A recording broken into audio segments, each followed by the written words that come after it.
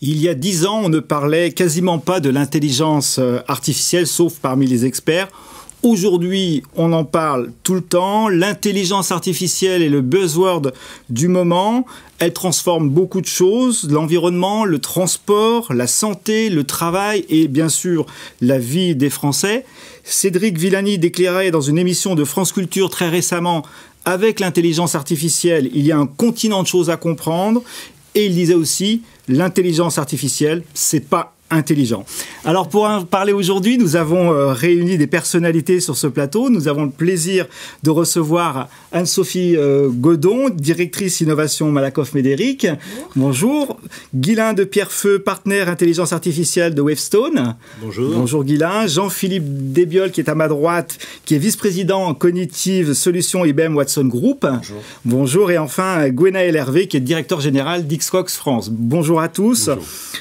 Entrons dans le vif du sujet. Jean-Philippe, vous avez une grande expérience de l'IA et au niveau international même. Est-ce que vous pouvez nous éclairer et nous dire concrètement, pour poser le débat, ce qu'est l'IA selon vous? Alors, vaste sujet, mais effectivement, d'abord je pense qu'on est, et là je rejoins M. Villani, on est face à une révolution industrielle, et d'ailleurs c'est ce que certains appellent la 4e révolution industrielle. Elle n'est pas due simplement à l'IA, mais elle est due à une combinatoire de technologies dont l'IA fait partie, avec notamment la notion de data, la notion d'Internet of Things, la notion de cloud, et cette combinatoire-là, effectivement, tous les ingrédients sont réunis pour être extrêmement disruptif et créer un vrai changement, notamment dans le domaine de l'assurance. Le deuxième point, si on devait synthétiser ce qu'est l'IA, 4 mots: la fin du code. La fin du code, ça veut dire quoi? La fin du code. Absolument, la fin du code. Et ça veut dire quoi? Ça veut dire tout simplement qu'on passe d'un monde finalement qui est un monde de programmation, qui est un monde très déterministe, et on va vers un monde d'apprentissage. Et ça veut dire quoi? Ça veut dire que ce monde d'apprentissage, c'est notamment dans l'assurance, le fait que des hommes et des femmes de l'assurance doivent passer du temps pour quelque part, d'une certaine manière, entraîner, apprendre à un système, aussi intelligent ou aussi stupide soit-il, à voir, à la fois transférer le savoir, leur connaissance, une expertise, leur savoir-faire, et d'une certaine manière la notion de savoir-être. Donc on est bien face à des systèmes qui effectivement ont cette capacité d'apprentissage. Et troisième point que j'aimerais peut-être partager, et qui d'ailleurs a été évoqué dans la première table ronde, et de mon point de vue avec beaucoup d'intérêt, c'est que on parle beaucoup d'intelligence artificielle, mais moi je parle d'intelligence dite augmentée, au sens où les systèmes que nous sommes en train de mettre à disposition des assureurs sont des systèmes qui ont pour but d'augmenter, d'assister. Les anglo-saxons appellent ça l'empowerment, d'empowerer des hommes et des femmes de ce métier, mais aussi mettre en pouvoir les clients dans le domaine de l'assurance. Donc c'est vraiment cela auquel nous faisons face aujourd'hui. Alors merci de cette très très belle mise en situation. On va faire, avant de parler du secteur particulier de l'assurance, on va faire un petit focus sur la complexité du déploiement de l'IA dans le monde du travail. Les dirigeants, les salariés prennent progressivement conscience de l'ampleur et de la complexité de l'intelligence artificielle dans le monde du travail. Anne-Sophie Godon, vous êtes aussi directrice du comptoir MM de la nouvelle entreprise créée par Malakoff Médéric et vous décryptez en fait, si j'ai bien compris, les évolutions du monde du travail et leurs impacts sur le capital humain des entreprises. Et en tant que groupe de protection sociale, Malakoff Médéric a publié il y a quelques temps, il y a quelques jours, je crois, une étude effectuée avec le BCG sur l'IA et le capital humain, avec effectivement 1500 personnes interviewées, enfin un gros dispositif. Pouvez-vous nous résumer, Anne-Sophie, quelles sont les visions des Français et des entreprises sur l'intelligence artificielle ? Alors, peut-être quelques éléments d'abord d'étonnement, c'est qu'effectivement l'IA, et d'ailleurs vous l'avez dit, est déjà rentrée dans le quotidien des Français, à la fois dans leur vie personnelle et dans leur vie professionnelle, et avec d'ailleurs une perception plutôt très positive de la part des dirigeants et des managers. Donc finalement, il n'y a pas la peur de l'intelligence artificielle comme on pouvait le penser. Et pour les dirigeants, pour les managers, associer finalement à ce déploiement des enjeux de proximité, de productivité, d'amélioration de la relation client et potentiellement le fait de pouvoir créer des nouveaux business. Donc, dirigeants et managers, voilà, plutôt une vision positive. Des enjeux assez importants et pour autant, aujourd'hui, seuls 20% des entreprises déclarent en faire une priorité. Donc voilà, premier constat, une espèce de paradoxe entre ces enjeux et puis la réalité. Et puis le deuxième point d'attention, c'est que quand on leur demande de se projeter à 5 ans, on voit qu'il y a quand même deux populations qui aujourd'hui ont plus de difficultés.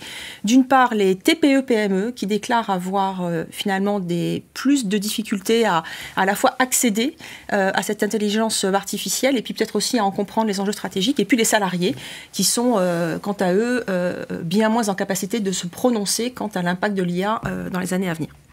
Alors ce rapport, excusez-moi, évoque l'impact de l'IA sur l'humain. Hein, c'est bien ça, il est dense d'ailleurs, hein, il est très riche et intéressant. Vous disiez tout à l'heure qu'il n'y avait pas forcément de crainte. Est-ce que vous pouvez nous dire exactement les principaux enseignements? Il y a peut-être des craintes, il y a peut-être des risques, il y a peut-être des bénéfices perçus? Alors effectivement, il y a des craintes qui sont d'ailleurs assez souvent citées, hein, des craintes sur l'emploi, qui là sont perçues par toutes les parties prenantes, des craintes en matière de qualité de vie au travail, le risque finalement d'augmenter le contrôle, de généraliser le contrôle, le risque aussi de déshumanisation du travail. Et puis du point de vue de la santé, d'ailleurs ça a été un peu évoqué plus tôt, pour les dirigeants, pour les managers, pour les salariés, finalement cette idée que peut-être avec l'IA, on va réduire un certain nombre de risques, réduire la pénibilité des métiers, et peut-être grâce aux objets connectés, grâce à ces technologies, être capable finalement de développer la prévention. Voilà. Donc, risque, crainte pour l'emploi, crainte en matière de qualité de vie au travail, crainte aussi, je ne l'ai pas dit, de voir peut-être se développer les risques psychosociaux, mais des bénéfices attendus en matière de santé. Comme tel. Exactement.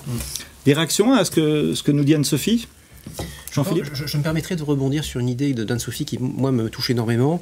C'est que finalement, si je fais synthétique, beaucoup aussi d'hommes et de femmes aujourd'hui dans le domaine de l'assurance, mais dans d'autres domaines, c'est également le vrai, sont pris dans un étau entre un client qui finalement est devenu très dominant dans sa relation parce que très informé. Ça, c'est, je dirais, l'impact finalement, grosso modo, d'Internet, si je synthétise.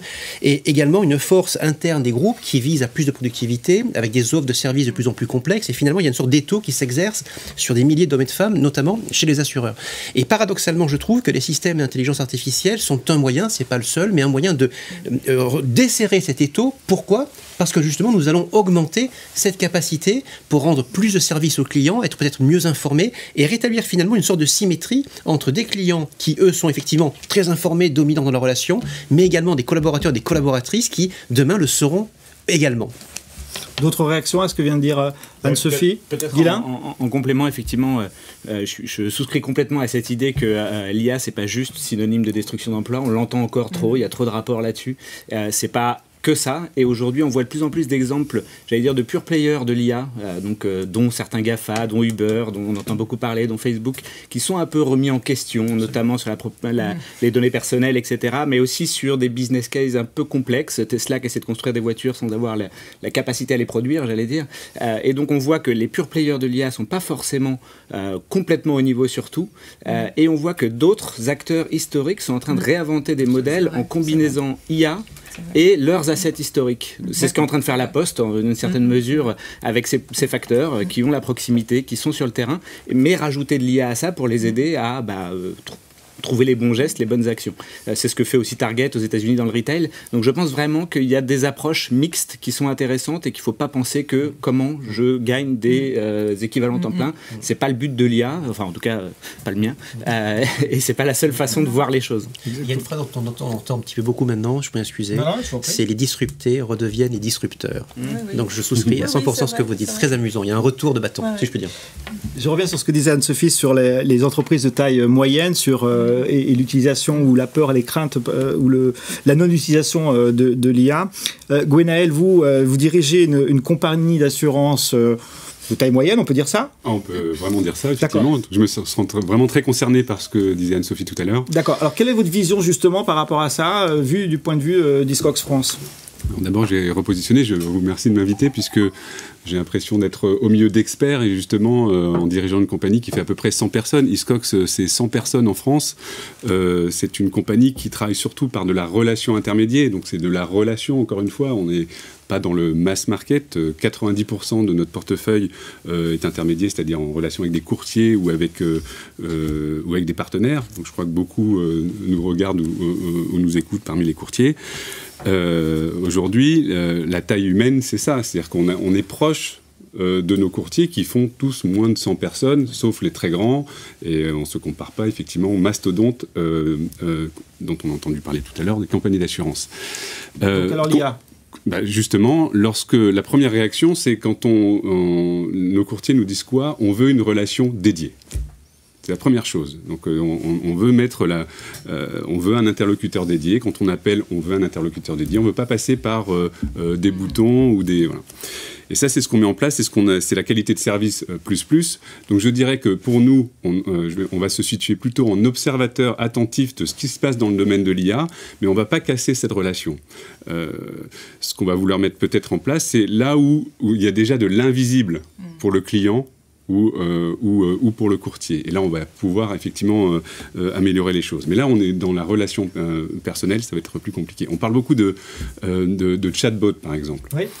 Le chatbot, c'est très bien, mais aujourd'hui, et c'est notre sentiment, c'est qu'il faut qu'il y ait derrière encore de l'humain, parce que l'humain aujourd'hui déteste parler à un robot. Donc c'est bien ou c'est pas bien le chatbot? Vous disiez c'est très bien, mais je dis c'est très bien à partir du moment où on sait qu'on a affaire à un chatbot, donc il faut le déclarer. D'accord. D'accord, c'est la première chose. Et la deuxième chose, c'est qu'il faut qu'il y ait un humain qui puisse prendre la main, parce que, on a tous fait l'expérience de taper sur des touches, ne serait-ce qu'au téléphone, et d'arriver à la fin en disant, on peut rien pour vous, et on raccroche et on a perdu son temps. Là, c'est exactement la même chose. Donc il faut... avec des chatbots. C'est la même chose. D'accord. C'est-à-dire que là, il y aura un phénomène, j'imagine, d'apprentissage. Et je dirais que là, on a encore énormément, à mon sens, de temps devant nous, tout simplement parce que aujourd'hui, on considère que le chatbot n'est pas forcément un expert. Le robot n'est pas un expert. On a raison de penser ça ou pas?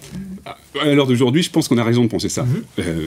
Justement, j'imagine que chez Watson, on va aller de plus en plus vers de l'expertise et montrer que finalement, en parlant à un humain ou un robot ou un semi-humain ou une réalité augmentée, effectivement, on va devenir de plus en plus expert et tout ça va se transformer. Mais c'est lent. Je vais quand même rappeler quelque chose dans l'assurance, et là aussi je voudrais rassurer tout le monde, c'est-à-dire que je ne pense pas que l'intelligence artificielle détruise des emplois, et d'ailleurs on peut regarder le parcours dans l'assurance, dans les années 60, 70, même 80, vous aviez un métier qui s'appelait rédacteur. Aujourd'hui, il a complètement disparu. Aujourd'hui aussi, on a beaucoup... tous les directeurs avec des assistantes. Maintenant, c'est un partage. Vous avez une assistante pour 5 personnes. Vous voyez, ça, ce sont des métiers qui ont disparu. Et je dirais qu'il faut peut-être aller vers une forme de polyvalence. Je crois qu'on le retrouve d'ailleurs dans votre rapport, justement pour survivre. On a notre CEO chez Hiscox, qui a l'habitude de nous dire, alors il reprend Darwin, mais ce n'est pas le plus gros, le plus intelligent qui survit, c'est celui qui sait s'adapter.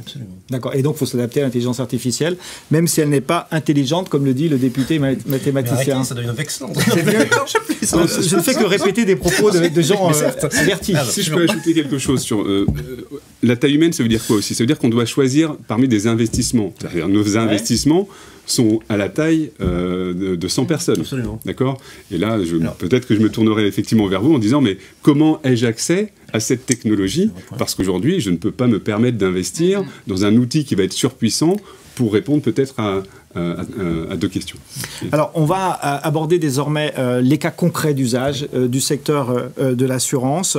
Et avant de laisser la parole à Guylain, je voudrais que vous évoquiez, soit vous, Jean-Philippe, soit vous, Gwen, quelques cas concrets d'utilisation opérationnelle, efficace de l'intelligence artificielle dans le secteur de l'assurance, très rapidement. Très bien. Je me permets de commencer. Premier point, il faut que vous sachiez que j'ai la chance et l'honneur de travailler avec beaucoup d'assureurs de la place de Paris. Ça veut dire que la France n'est pas en retard. On a beaucoup tendance à dire que l'IA et la France est en retard. De mon point de vue, ce n'est pas forcément un statement qui est vérifié sur l'application, notamment l'assurance. L'assurance est en train vraiment d'aller très vite maintenant. C'est en avance ? Je ne dirais pas ça. Est en train vraiment de se transformer de manière extrêmement rapide, en tout cas de mon point de vue, et l'IA fait partie intégrante de ce plan de transformation. Elle n'en est pas l'alpha et l'oméga, mais la complaisante. Eh bien, il y en a trois. Prenons trois qui me viennent à l'esprit et qui sont opérationnels.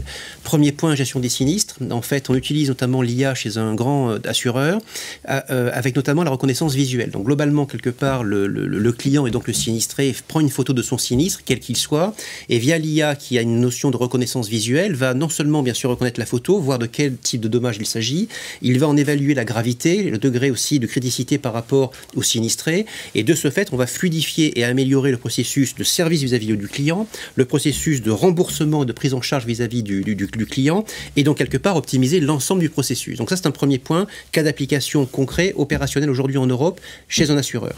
Deuxième cas d'application qui est très intéressant, on travaille sur un grand assureur français dans lequel on a mis en place, justement, vous parliez de chatbot, mais je n'aime pas tellement le terme, peu importe, on appelle ça agent conversationnel, c'est plus élégant, mais il y a aussi une notion quand même qui se cache derrière en termes de fonctionnalité. Et cet assureur, finalement, a déployé Watson pour mieux servir en l'occurrence, ses agents. Et en l'occurrence, ce qui se passe concrètement, c'est que les agents peuvent dialoguer avec Watson quand ils le souhaitent, afin d'avoir la bonne réponse pour mieux servir leurs propres clients. Donc là, une notion de qualité de service, de modèle relationnel, qui effectivement est omnicanal, IA plus humain, qui est tout à fait efficace, en tout cas de mon point de vue. Troisième cas d'application, et j'arrêterai là, les contrats en déshérence, je vous la fais courte, depuis la loi Eckert, on doit rechercher les bénéficiaires des contrats d'assurance vie, on le sait tous autour de la table, et fondamentalement on travaille avec des assureurs, notamment français, sur comment est-ce que Watson peut aider des hommes et des femmes dans le travail et de retrouver des bénéficiaires, à la fois dans sa capacité à analyser les informations au sein de l'assureur, mais également d'aller chercher l'information là où elle se trouve pour pouvoir aider à retrouver le bénéficiaire. 3 cas concrets, opérationnels, déployés. Un autre cas concret, non je peux en donner un qui est testé aussi chez Hiscox. Alors on va dire Hiscox UK, mais on est dans plutôt les questions-réponses, c'est-à-dire en fait la question-réponse sur un wording des conditions générales, et donc toute question va être posée et avoir une réponse. Aujourd'hui, ça marche à 80-85%, et c'est en progression, et c'est ce qu'on attend effectivement de l'intelligence artificielle, c'est qu'on arrive à des taux qui sont les mêmes que ce qu'on pourrait avoir avec un rapport humain. Ça permet quoi? Ça permet en fait de se désengager de quelque chose qui est peut-être un peu fastidieux, effectivement, et puis d'aller vers du relationnel, du commercial, enfin d'autres tâches. Plus riches et plus, exactement. et plus concrètes. Guylain, je reviens vers vous parce que on a évoqué en préparant cette émission que vous avez un point de vue particulier sur l'appropriation, me semble-t-il, de l'IA par les entreprises en France. Franchement, entre nous, comment les entreprises en France s'approprient-elles l'IA? Franchement. Oui, franchement. Je vais prendre ma casquette de consultant râleur. Plutôt mal. Il y a du très bon et il y a des bonnes nouvelles. C'est qu'effectivement, de plus en plus de monde s'y intéresse. Et ça remonte de plus en plus haut. C'est-à-dire qu'aujourd'hui, je connais peu de COMEX qui ne traitent pas, en tout cas qui n'adressent pas le sujet de l'IA. Et donc ça, c'est quand même une bonne nouvelle. C'est qu'on a compris que c'était un vrai sujet. Après, quand on creuse un peu ce qu'il y a derrière la ligne du plan stratégique qui dit accélérer sur l'IA, on voit qu'il n'y a pas grand-chose. Et notamment, on n'arrive pas aujourd'hui à définir quels sont les marqueurs forts de son IA. Et donc finalement, on dit il faut accélérer sur l'IA. Mais avec quelle ambition? Pourquoi faire? Avec qui peut-être aussi avec qui? Mais à la limite, avec qui, c'est après la stratégie. Mais même dans la stratégie, c'est pourquoi faire? C'est quels sont les marqueurs de cette IA? Est-ce que c'est une meilleure proximité client? Est-ce que c'est une plus grande performance opérationnelle? Est-ce que c'est développer des nouvelles offres? Vous en parliez tout à l'heure, pour suivre le client de A à Z sur tout son parcours. Est-ce que c'est, dans un monde mutualiste, avoir une IA qui permette ce fonctionnement collaboratif dans des communautés de plus en plus diffuses et diverses? Et donc aujourd'hui, ça, c'est pas défini. Et le niveau d'urgence, le niveau d'ambition, à quelle vitesse je veux aller par rapport à ce qu'on parlait tout à l'heure sur la disruption, n'est pas défini non plus. Et finalement, ça donne un espèce de signal positif de dire il faut y aller, mais on ne sait pas où. Et donc, c'est très diffus. Donc, on part un peu dans tous les sens, énormément d'initiatives, un peu partout, dans les métiers, dans la DSI, dans les centrales, dans les directions de l'innovation, les directions du numérique, qui sont globalement plutôt positives parce que ça fait progresser quand même beaucoup de monde sur l'appropriation de ces technologies, mais qui ne permettent pas finalement d'avancer de façon structurée et notamment de construire quelque chose de pérenne dans l'entreprise. Et ça, c'est aujourd'hui, moi, mon constat fort, c'est qu'on est beaucoup en train de construire plein de petits bouts, mais on n'est pas en train de construire le moteur de demain, ce qui fera le cœur de notre intelligence artificielle. En fait, si on simplifie un peu le débat, il y a 3 grandes familles d'intelligence artificielle pour une entreprise. Il y a tout ce qui est IA d'interface, qui permet de traduire un texte, une image, un caractère, une voix en données structurées. Ça, c'est des choses qui demain vont exister sur étagère, qui existent déjà sur étagère chez vous ou d'autres, et qui vont progresser très vite. Et finalement, ça, il faut savoir l'acheter. Après, il y a des IA spécifiques j'allais dire, pour optimiser des morceaux de process qui sont absolument clés, qui n'existent pas forcément sur étagère, qu'il faut développer, mais qui sont absolument clés, notamment pour améliorer l'expérience client. Hein, aujourd'hui, on parle beaucoup de transformation de l'assurance, mais les assurés ne sont pas contents de la façon dont est suivi un sinistre, de l'information qu'on a, et on peut, par des petites bouts d'intelligence artificielle, améliorer ça. Et puis, il y a un troisième que je pense être vraiment la clé, qui est le cœur d'intelligence artificielle de demain. Si Amazon est si bon aujourd'hui sur le retail, c'est pas tellement ils sont nettement meilleurs que Google ou autres sur l'IA, c'est qu'ils ont compris qu'en mariant une connaissance exceptionnelle des clients et une logistique optimisée, ils sont capables de vous livrer un colis avant même que vous ayez appuyé sur acheter. Et finalement, ça, c'est cœur de métier pour eux, c'est une vraie force. Et il faut que les assureurs trouvent leur IA cœur de métier et la développent et la construisent, j'allais dire, en propre. Voilà. Anne-Sophie, vous vouliez intervenir ? Oui, je voudrais intervenir parce que je pense qu'il y a, en tout cas de notre expérience à nous, il y a quand même plusieurs points de vigilance. D'une part, il y a effectivement une vigilance quant à la maturité de la technologie, donc il faut effectivement rester vigilant sur ces sujets-là. Il y a aussi l'acceptabilité par les clients et par nos collaborateurs. Et je crois que, en fait, un des enjeux, ça va être aussi d'arriver à mener la révolution humaine avant la révolution technologique.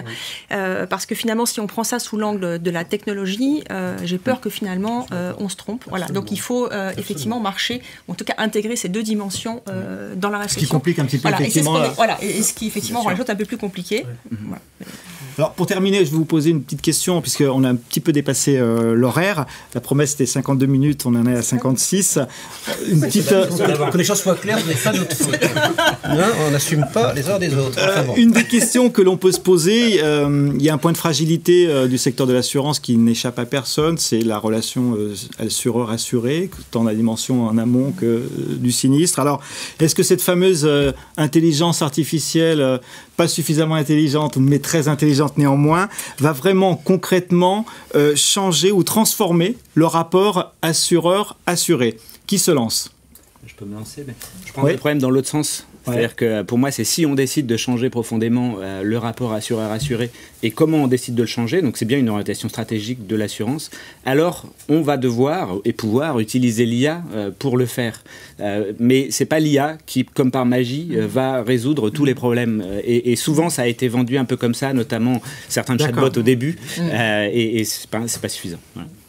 Anne-Sophie, vous voulez réagir? Est-ce que ça va améliorer Enfin, je crois que dans la table ronde précédente, il y a quelque chose d'important qui a été dit, c'est la question du sens, la question effectivement de l'usage. Et donc, je pense que si on tire, finalement, si l'IA est intégrée, ou en tous les cas fait partie d'un bouquet de solutions pour donner du sens à cette relation et effectivement faciliter l'usage des garanties, des services, alors oui, sinon, je crois qu'il faut... s'en passer peut-être, provisoirement. Écoute, moi, je pense que l'IA, encore une fois... il y a une symétrie qui doit s'opérer, et elle va s'opérer d'une manière ou d'une autre. C'est qu'une question de temps. La symétrie, c'est qu'on est face à des clients qui sont eux-mêmes augmentés et qui ont, comme vous l'avez dit, très bien dit au début, qui ont déjà en main quelque part l'intelligence artificielle et qui vont faire leur usage, j'espère en bon usage. Et les entreprises, finalement, doivent être en symétrie par rapport à ces usages-là, parce qu'autrement, elles sont tout simplement dépassées et donc disruptées. Donc je crois que le débat aujourd'hui, il n'y a même plus de débat. Les assureurs, vous l'avez dit, sont déjà... L'IA est sur les agendas. Il est pris, je pense, plutôt... Les agendas de quelle année Dans 2018. 2018 Il y a une accélération indéniablement. Moi, je suis rentré en France depuis 2 ans. J'étais à l'époque aux États-Unis, en Asie. Très bien. Depuis 2 ans, je vois une accélération en France de manière extrêmement rapide. Pour ça, moi, je suis très heureux de voir que la France, encore une fois, je réitère mes propos, notamment dans le domaine de l'assurance, mais pas que, est en train d'appliquer l'IA. Par contre, c'est vrai, par petites touches, alors qu'on devrait avoir une approche beaucoup plus systémique qu'elle ne l'est aujourd'hui. Donc, quelle bonne nouvelle. Gwenaël, pour le mot de la fin, on le laissera peut-être à Anne-Sophie par courtoisie. Je dirais qu'il faut toujours une perception de valeur ajoutée. Donc, quand on va percevoir le client final, s'il voit la valeur ajoutée, ce sera une adoption, et des deux côtés. Parce que est-ce que cette IA va transformer cette relation assureur-assuré? Oui. Elle doit la transformer. Elle doit la transformer. C'est déjà le cas. Anne-Sophie, votre vision avec vos Non, je voudrais juste redire encore une fois l'importance de l'humain dans ces transformations. Voilà, et puis vous dire qu'on va se donner les moyens aussi de pouvoir donc suivre finalement l'évolution de la maturité de l'IA dans les entreprises. Et donc rendez-vous en mai. Voilà, pour Nous serons là. Pour de nouveaux services. En mai ? Ouais, fin mai. Dans un mois. Ouais, d'accord. Bon, écoutez, on en parlera à ce moment-là. Avec grand plaisir. Donc, merci de votre participation. Merci de cet échange. Merci d'avoir suivi ce mag Assurance TV. Faites-nous part de vos commentaires, que ce soit des critiques ou au contraire des félicitations. Excusez-moi. Vous trouverez la date du prochain Assurance TV sur le site L'Assurance en Mouvement avec de nombreuses personnalités et de nouveaux sujets. Merci de votre écoute et à très bientôt.